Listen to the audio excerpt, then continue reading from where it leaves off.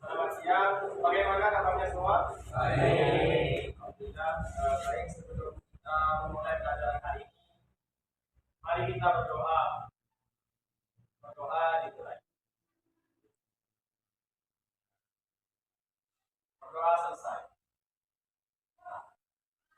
Akan saya absen terlebih dahulu. Marwan Azhar Ismail. Samsul Hadi. Aldi Dwi. Omar Zaman. Ali Wafa. Ahmad Wafa. Denny. Abi Dimokni. Zainal Arifin. Baik. Terima kasih. Pertemuan kali ini saya akan membahas tentang tayamum. Sebelumnya ada yang pernah dengar apa itu tayamum? Belum. Apa itu tayamum?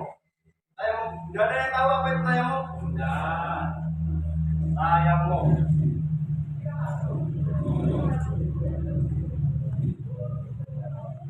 Tayamum itu sama halnya dengan wudu. Bersuci. Tayamum itu bersuci yang menggunakan debu. Tayamum. Tayamum itu kapan kita bisa dibolehkan tayamum? Terus ada apa itu di dalam tayamum? Bagaimana itu kita kok bisa tayamum? Ada pengganti wudu. Tayamum itu adalah pengganti wudu. Kalau wudu itu kita berasa suci atau bersuci yang menggunakan air. Tayamum ini asa suci bersuci yang menggunakan debu. Ada 3 hal yang harus kita ketahui tentang tayamum. Yang pertama, asbabut tayamum atau sebab dibolehkannya tayamum. Ada sebab dibolehkannya tayamum. Jadi tidak semua orang itu dibolehkan tayamum. Ada sebab-sebabnya. Oh, ini dibolehkan tayamum. Oh, ini tidak boleh tayamum ya. Yang pertama. Terus yang kedua yaitu furudut tayamum. Fardu tayamum. Nah,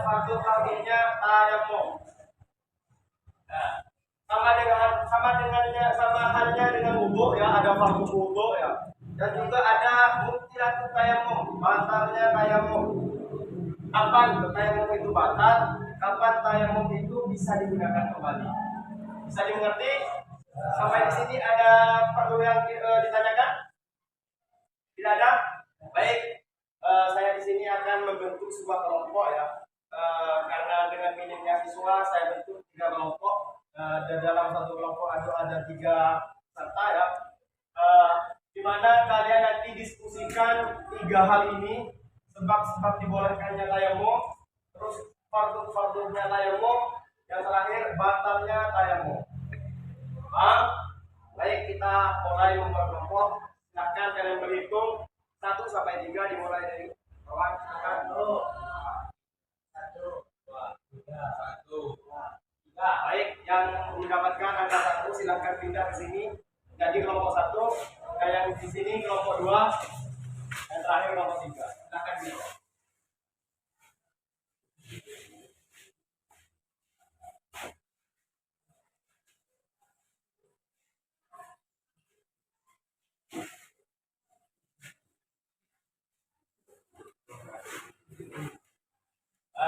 Kelompok 1 silakan didiskusikan di kelompok kalian sebab dibolehkannya tayamum.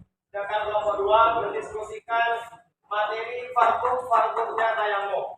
Dan terakhir mubtilatut tayamum, batalnya tayamum. Apa yang bisa menyebabkan tayamum itu batal? Ya, silakan didiskusikan. Saya beri waktu minimal 2 menit, maksimal 5 menit untuk mendiskusikan. Nanti saya akan tanyakan setiap kelompok untuk hasil diskusinya. Saya tanyakan gimana hasil diskusi kalian tentang materi-materi yang telah saya berikan.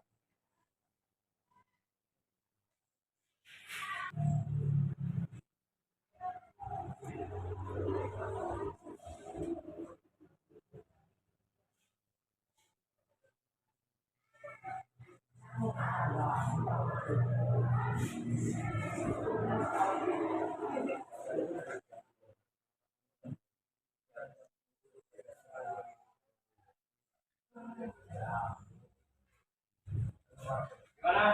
Sudah? Langsung saja ya kita mulai. Yang pertama silakan kelompok yang pertama sampaikan apa hasil diskusi kalian tentang sebab dibolehkannya tayamum. Bismillahirrahmanirrahim. Sebabkan tayamum ini ada 3 perkara. Yang satu, tidak ada air. Yang nomor 2, orang sakit. Yang nomor 3, dibutuhkan air hewan, dibutuhkan air bagi hewan yang dimuliakan syariat. Hewan yang dimuliakan syariat. Boleh disebutkan apa saja tuh hewan-hewan yang dimuliakan oleh syariat? Atau hewan-hewan yang tidak dimuliakan syariat? Ada berapa hewan? Hewan yang tidak dimuliakan syariat ada 2. Ada 5. Ada 5. Yang pertama diramukson, kabel harbi, ya, murtad, kanbun, injir. Baik, terima kasih. Sebelum saya tinjau kembali hasil diskusi kalian, lanjut demi meningkatnya waktu karena jam sekarang sudah mau selesai ya. Kelompok yang kedua, silakan sampaikan hasil diskusi kalian tentang fardunya tayamum. Silakan. Yang lain mohon didengarkan ya. Ada 5. Yang pertama, yang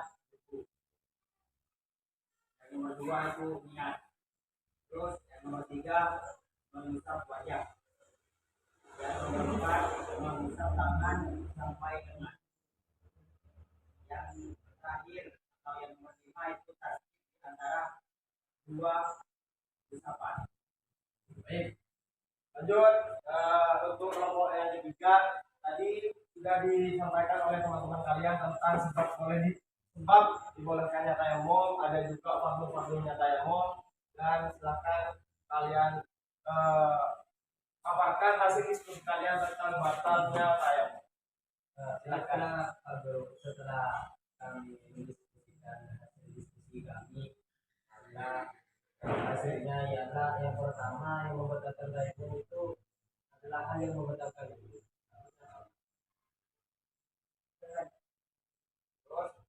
Terus lalu yang nomor 2 yaitu murtad.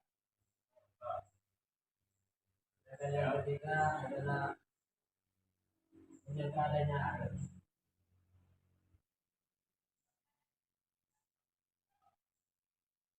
Ya. Hanya itu. Ada yang bisa menambahkan dari teman-teman kalian tadi yang beda kelompok atau tidak setuju dengan hal-hal yang disebutkan hasil diskusinya sebelum saya tinjau kembali atau evaluasi tentang 3 hal ini.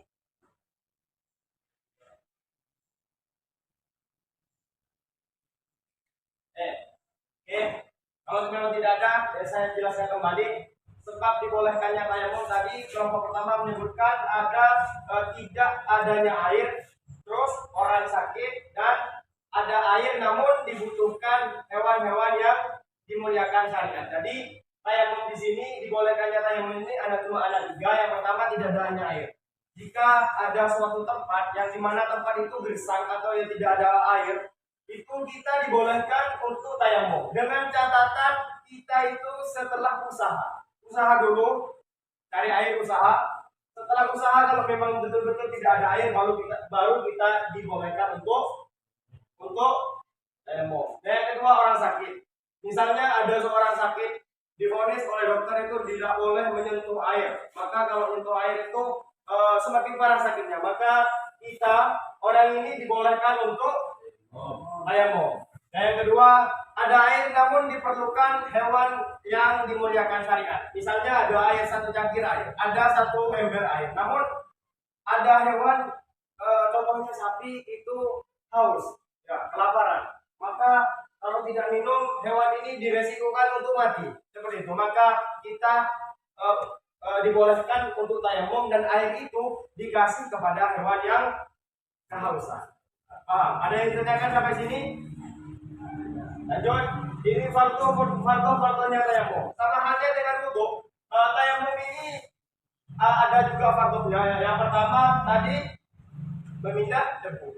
Memindah debu. Jadi kan kalau air itu kalau wudhu itu menggunakan air, sedangkan tayamum itu bersuci dengan menggunakan debu. Yang kedua nih ya, setelah niat mengusap wajah, mengusap wajah. Yang kedua yang selanjutnya itu mengusap tangan sampai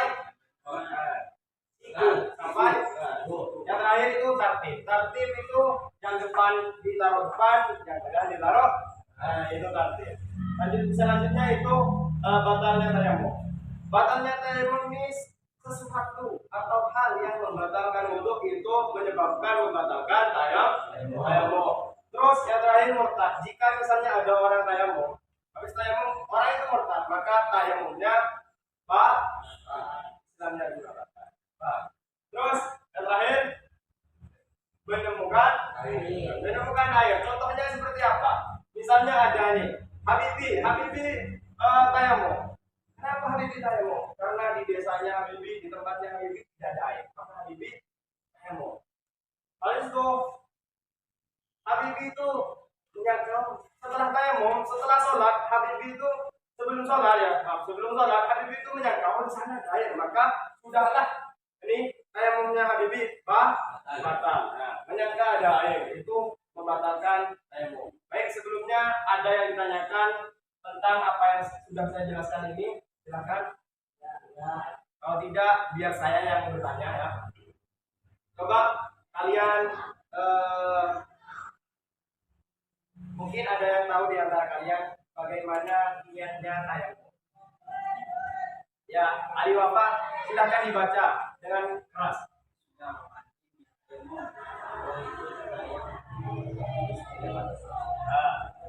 Yang lain bisa coba Mawan.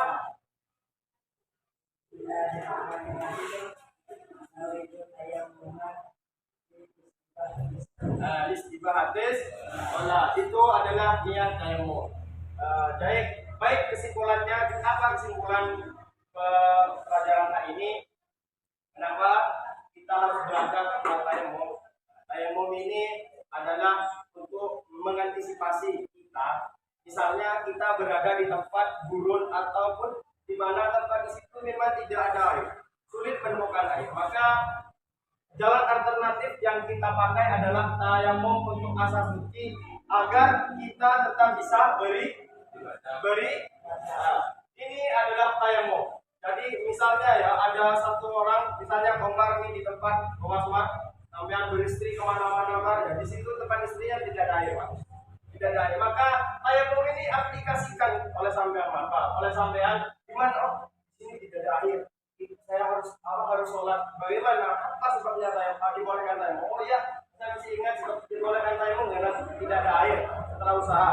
Bagaimana? Terus ingat waktunya tayamum dikerjakan oleh Komar.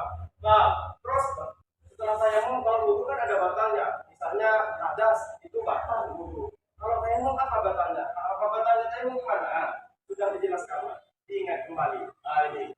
Oh, berarti sesuatu yang membatalkan wudhu itu juga membatalkan tayamum. Oh, misalnya Komar mau sholat apa? Di sana ada air, di desa sebelah ada air. Maka sudah batallah tayamumnya Komar. Nah, itu evaluasi hari ini. Untuk minggu depan, saya harap semua siswa bisa mempraktekkan tayamum dengan baik dan benar. Jadi silahkan baca kitabnya gimana itu daftar tayamum ini, gimana kita untuk cara-cara tayamum yang benar dan sempurna itu seperti apa. Minggu depan kita akan mempraktekkan satu-satu di depan bagaimana caranya bertayamum yang baik. Paham? Bisa dimengerti? Bisa. Baik. Sebelum saya tutup pelajaran hari ini, saya ada suatu motivasi hidup atau lebih tepatnya moto hidup saya. Silahkan dengarkan kalimat ini, baik mau dicatat, ditulis, diterapkan dalam hidup kalian, tidak apa-apa. Ya, silahkan dengarkan baik-baik kalimatnya. Jadilah orang sukses yang mensukseskan orang lain. Jadilah orang berilmu yang mengilmukan orang lain. Jadi silahkan saya ulang kembali, jadilah orang berilmu yang mengilmukan orang lain. Dan jadilah orang sukses yang mensukseskan orang lain. orang lain. Karena apa? Kenapa saya memilih moto hidup seperti ini? Karena saya merujuk dari satu hadis Nabi yang berkata, yang bersabda beliau, khairun nas anfa'uhum. Orang yang berilmu dan mengilmukan orang lain, otomatis seorang itu adalah orang yang bermanfaat bagi orang lain. Orang sukses yang mengajak teman karyawan, mengajak teman saudaranya untuk menjadi karyawannya, misalnya contoh ini, itu adalah seorang yang bermanfaat bagi orang lain. Paham? Nah, itulah silahkan kalian bisa diterapkan dalam hidup kalian. Itu yang pertama. Yang kedua, jika kalian menjadi siswa atau bukan siswa, silahkan catat ini. Saya mendengar sebuah makalah dari Habib dan di novel ya. Beliau berkata, hukum ahsanuma tasmi, hukum ahsanuma tasmi, wafat ahsanuma takub, wawi ahsanuma tahsan. Tulis hal baik yang kalian dengar. Hal baik apapun yang kalian dengar, tulis. Hafalkan, lalu hafalkan hal baik yang kamu tulis. Hal baik yang kamu tulis, hafalkan. Yang terakhir, sampaikanlah, ceritakanlah hal baik yang kalian hafal. Jadi, misalnya kalian mendengar suatu hal baik dari kita, itu dicatat. Setelah dicatat, dihafalkan. Hal baik yang tadi yang sudah dicatat itu dihafalkan. Setelah kita hafal, baru kita sampaikan ke teman, saudara, santri dan lain sebagainya. Paham? Karena kembali ke tadi, ketika kita sudah menyampaikan, kalau itu sudah menjadi hal baik bagi seorang, maka kita menjadi orang yang bermanfaat bagi orang lain. Nah, mungkin itu yang dapat saya sampaikan. Dan saya ulangi lagi, saya ingatkan kembali untuk minggu depan kita belajar atau mempraktekkan tayamum dengan baik. Paham? Sebelum kita tutup, mari kita berdoa masing-masing. Berdoa mulai. Berdoa selesai. Terima kasih karena kalian sudah menjalani atau mengikuti pelajaran dengan baik dan tenang. Saya ucapkan banyak-banyak terima kasih kepada semuanya.